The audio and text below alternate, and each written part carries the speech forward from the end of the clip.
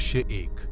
प्रवेश अरमान और उसका परिवार, अम्मा, अब्बा और छोटी बहन रिदा एक पुराने बंगले में प्रवेश करते हैं। घर का किराया बहुत कम था, लेकिन इलाका अच्छा था। बंगला बाहर से सुंदर था, लेकिन अंदर पुरानी दीवारों पर दरारें, नम धब्बे और एक अजीब गंध थी। अरमान ने पहले ही दिन महसूस किया घर में कुछ अजीब है।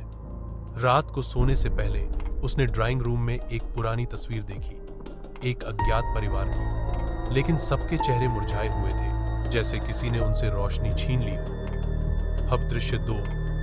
पहली रात के 1 बजे अरमान की आंख खुल गई। आवाज आई थी हल्की सी सरगोशी दीवार के उस कोने से जहां तस्वीर लगी थी। चल मत, इधर मत आ।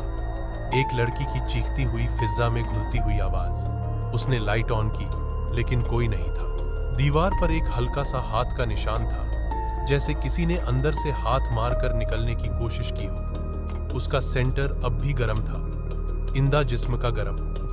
दृश्य 3। गुप्त कमरा। अगली सुबह अरमान ने स्टोर रूम की साफ सफाई करते हुए एक खोखली दीवार महसूस की। जब उसने जोर से दस्तक दी, दीवार के अंदर से जवाब में 3 थप आई। उसने दीवार का पेंट उतारा और नीचे एक पुराना लकड़ी का हैच मिला। उस हैच के अंदर एक छोटा कमरा था और उसमें बस एक किताब, रूहों का राज किताब में लिखा था। जिस घर में चीखने वाली दीवार होती है, वहां रूहें कैद होती हैं। जो उनकी आवाज सुनता है, वह खुद दीवार का हिस्सा बन जाता है। दृश्य 4। खून टपकना एक रात अरमान की। शीर्षक, वह कभी अटारी से नहीं निकली। दृश्य 1। नया घर, सारा और उसके माता पिता मुर्री में एक 90 साल पुराने विक्टोरियन घर में चले गए, जो उसके पिता को एक दूर की चाची से विरासत में मिला था। अटारी बंद थी, धूल से भरी हुई थी और कीलों से बंद थी। पड़ोसी राबिया नाम की एक बूढ़ी औरत ने केवल एक चेतावनी दी, सूर्यास्त के बाद कभी भी अटारी मत खोलना। वह अभी भी वहां रहती है। सारा की मां हंसी। ये ग्रामीण और उनकी भूत की कहानियां। दृश्य 2। तीसरी रात को चरमराहट। सारा अपने कमरे में अकेली थी। रात के लगभग 2:03 बजे उसने ऊपर एक नरम चरमराहट सुनी, ठीक वहीं जहां अटारी थी। वह जांच करने गई और देखा कि अटारी का ताला टूट गया था, लेकिन कोई भी उसके पास नहीं गया था। उसने धीरे धीरे अटारी की सीढ़ी नीचे धकेली और एक फुसफुसाहट सुनी, मुझे तुम याद हो। दृश्य 3। चित्र। अटारी में पुराने कपड़ों और सूटकेसों के नीचे सारा को एक बड़ा चित्र मिला।